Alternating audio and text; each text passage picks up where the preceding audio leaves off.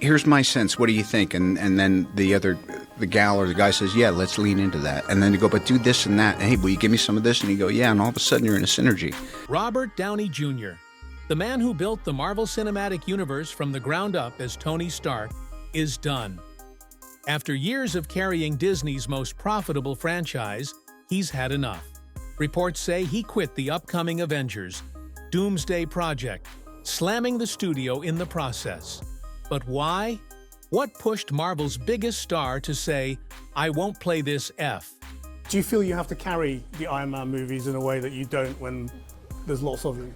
It just comes down, it's just a matter of schedule. I mean, when you're in every shot of something, you know what I mean? When Robert Downey Jr. first appeared as Iron Man in 2008, he wasn't just playing a superhero, he was resurrecting his own career.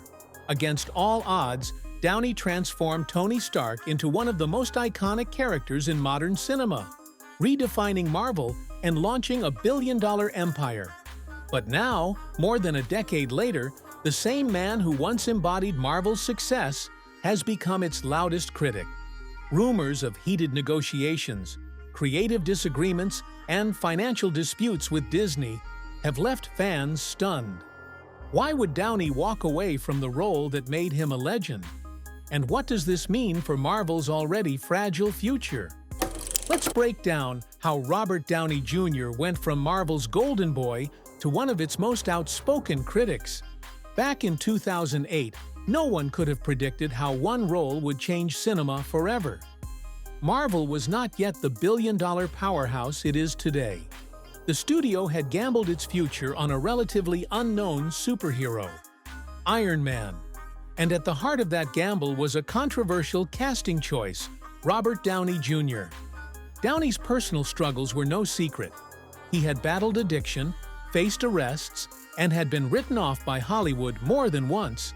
But when he put on the red and gold suit, everything changed. His charisma, wit, and razor-sharp delivery turned Tony Stark into a legend. Overnight, Downey didn't just save Marvel, he built it. From that moment on, the entire Marvel Cinematic Universe revolved around him. Through Iron Man trilogies, 4 Avengers films, and countless cameos, Downey became the face of a franchise that grossed billions. But while fans saw the quippy, fearless Iron Man on screen, behind the cameras, Downey was paying a price few knew about. For more than a decade, Robert Downey Jr.'s life was consumed by Marvel. The filming schedules were relentless, the press tours endless, and the pressure to deliver unimaginable. Every box office record broken, every billion-dollar opening weekend placed even more weight on his shoulders. Financially, Downey thrived. His contracts made him one of the highest-paid actors in the world, with reports claiming he earned around $75 million from Avengers Endgame alone. But money wasn't the only measure of success. Creatively, he felt stuck. Marvel's tightly controlled scripts and endless reshoots left little room for improvisation, the very thing that made Tony Stark come alive in the first place. When Endgame concluded in 2019 with Iron Man's heroic death, fans wept. But Downey felt something else: exhaustion. He had given Marvel more than a decade of his life, and while the world cheered, he wondered, who was Robert Downey Jr. without the suit? And so, when Disney came knocking with an offer to return in the next Avengers Doomsday film, the question became unavoidable. Could he truly go back? Or was it time to slam the door shut? When Disney approached Robert Downey Jr. about returning for Avengers Doomsday, they expected excitement. After all, bringing Iron Man back through the multiverse storyline seemed like the perfect way to reignite the MCU's momentum. But behind the scenes, negotiations quickly turned tense. First came the creative disagreements. Downey wanted Tony Stark's return to have depth and meaning. Not just a fan service cameo, not just another paycheck role. He envisioned a storyline that honored Iron Man's legacy rather than cheapened it. Disney, however, had different priorities. They were focused on box office performance, merchandise sales, and reviving a struggling franchise. To them, Downey's return was less about storytelling and more about saving a sinking ship. Then came the money issue. Downey had once been Marvel's highest-paid star, but Disney has been cutting budgets across the board. Rumors suggest the studio tried to offer him significantly less than what he made during Endgame. For Downey, it wasn't just about the paycheck, it was about respect. The man who carried the MCU on his back for over a decade felt undervalued by the very company that built an empire off his work. And when those frustrations boiled over, the world heard a very different side of Robert Downey Jr. During one of the heated discussions, Downey reportedly drew a line in the sand. Tired of the lowball offers, the corporate control, and the lack of creative respect, he delivered a blunt message to Disney executives: "I won't play this fucking role." Asterisk. Those words shook the industry. They weren't just about Iron Man, they were about power. For years, Disney had held near total control over its stars. Contracts stretched for multiple films. Creative decisions were dictated by the studio, and actors often felt like cogs in a giant machine. But Downey wasn't just another actor.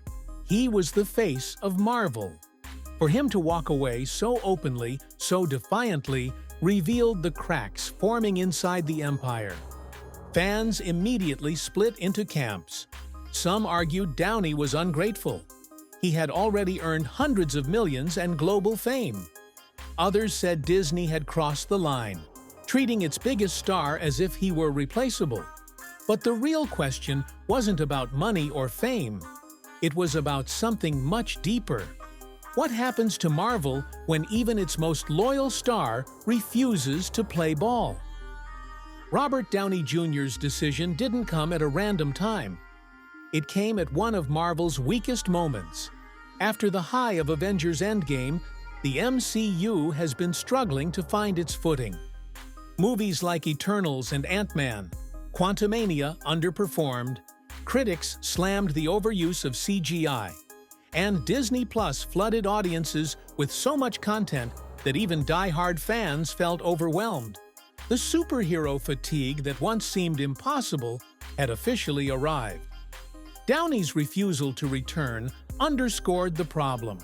Marvel has been trying to lean on nostalgia, bringing back old characters through the multiverse, instead of building strong new ones. But nostalgia only works if the original actors agree to play along. Without Downey, the plan to revive Iron Man collapses. And if Iron Man can't come back, what does that say about Marvel's future? Can a new generation of heroes really carry the weight, or has the magic that started in 2008 already burned out?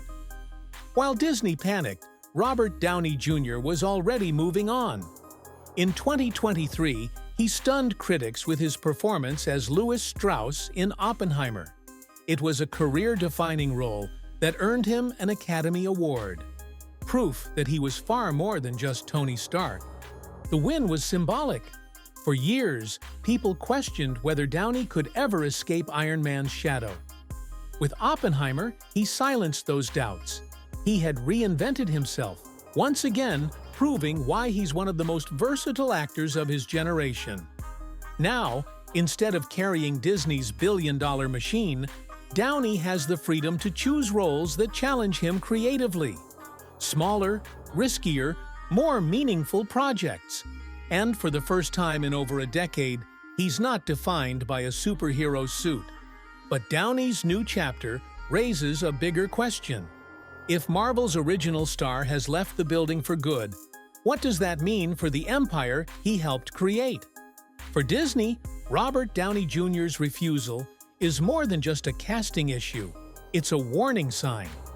The MCU has always relied on its original stars to anchor the franchise. Chris Evans as Captain America, Scarlett Johansson as Black Widow, and most of all, Downey as Iron Man. But one by one, those stars have walked away. Evans has said he's done with the Shield. Johansson has moved on. And now Downey has slammed the door shut. Without them, Marvel faces a crisis. Its next generation of heroes simply hasn't connected with audiences in the same way. Disney hoped that multiverse storylines would save them. By bringing back old characters in alternate timelines, they could reignite nostalgia and keep fans engaged. But Downey's refusal reveals the flaw in that strategy. If the original stars don't want to return, nostalgia collapses. Financially, this is dangerous for Disney. The MCU has been its most profitable division for over a decade, but recent box office numbers have been disappointing. Losing Downey means losing the one actor who could guarantee billion-dollar success. So, will Disney double down on their new heroes? Or will they scramble to find another face of Marvel to replace the man who started it all? Robert Downey Jr.'s journey with Marvel is more than just the story of one actor playing a superhero. It's the story of an entire era in cinema. From 2008 to 2019, he defined what the MCU was.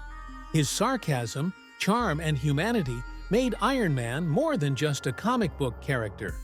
He made him real. But his departure also marks a turning point. The MCU that fans fell in love with, the one built on the backs of Downey, Evans, and Johansson, is gone. What remains is a franchise searching for identity. Downey's blunt refusal to return, capped with those unforgettable words, "I won't play this fcking role," symbolizes something larger. It's not just about Iron Man. It's about an actor reclaiming control from a studio machine that demands endless sacrifice. For fans, it's bittersweet. We'll never forget the moment Tony Stark snapped his fingers and said, "I am Iron Man." But we also know now that behind that moment was an actor ready to close the chapter for good. And so, the question becomes, can Marvel truly survive without the man who built it? Or was Endgame not just the end of Tony Stark, but the end of the MCU as we knew it? Robert Downey Jr. wasn't just Iron Man. He was the foundation of the Marvel Cinematic Universe, the heartbeat of a franchise that reshaped Hollywood forever. From the moment he first declared, "I am Iron Man," he gave Marvel not just a hero, but an identity. But now, that chapter is closed. By walking away and by slamming Disney in the process, Downey has reminded the world that even superheroes have limits. He gave more than a decade of his life to the MCU, and in return, he built a legacy that no paycheck, no studio, and no multiverse can ever replace. For Disney, his refusal is a warning. Nostalgia can only go so far. Without the heart and soul of its original stars, Marvel must reinvent itself or risk fading into its own shadow. For Downey, though, the future is brighter than ever. With Oppenheimer, he's proven that he's more than Tony Stark. He's an actor at the top of his game, free to choose his own path. And for fans, it's bittersweet. We may never see Iron Man return, but maybe that's how it should be. Maybe some stories deserve an ending, rather than being dragged back for profit. So, what do you think?